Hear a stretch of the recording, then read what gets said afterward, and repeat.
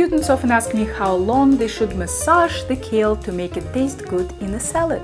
I love the intimate relationship many people try to develop with kale, but I suggest you save your deep tissue techniques for humans. The secret to a great kale salad is not the massage, but the correct kale type. The best kale for a salad is Lacinato, also known as Tuscan kale. It has long leaves without much curl to them. This kale is much more tender than the curly kind and better suited to eating raw. Let's pull out and discard the stems, then wash the kale and spin it dry. Scrunch it all up into a tight bundle and slice very thinly. If you're working with a very big bunch, you might want to slice it in batches. Although it's perfectly reasonable advice, as you can see, I never follow it. Take your time and don't rush this step. You're letting the knife do the job of your teeth here, resulting in a much more pleasant salad. Once in a while, I rebundle my kale and keep on slicing. When everything is in thin ribbons, give your pile a few perpendicular cuts to shorten the strands. Pile it all into a bowl and let's work on the accompaniments. Let's add a little red onion sliced into paper-thin half circles. I'm using half of a small onion here.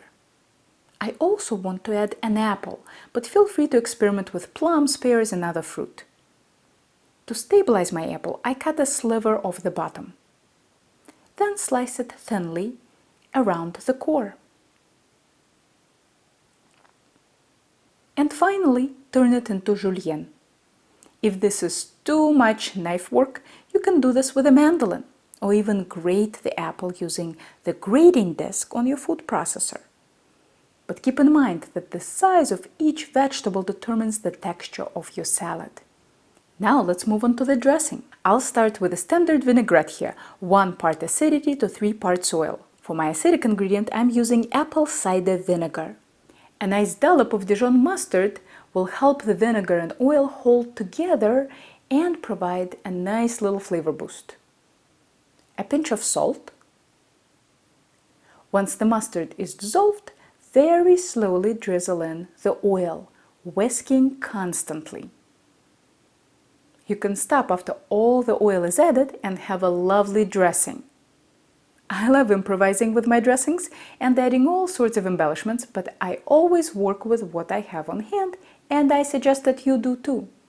Today, I'm in the mood for a creamy dressing, so I am adding a 1/4 cup of Greek yogurt. Sour cream would create a similar effect.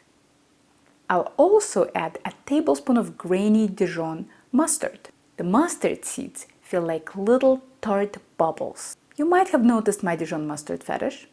What can I say? We all have our little obsessions. Give your salad a few grinds from the pepper mill and a pinch of salt. Add the dressing and mix thoroughly with your hands. If you want to call it massaging, be my guest, but it's no more than any salad needs. All you're doing is making sure your dressing and seasoning are evenly distributed. Of course, with kale, you can be a lot rougher than with arugula. Taste for salt and acidity. If you're not sure what your salad needs, experiment with a little batch. This is when I remembered that I love dry fruit in the salad, so I added some dried cherries.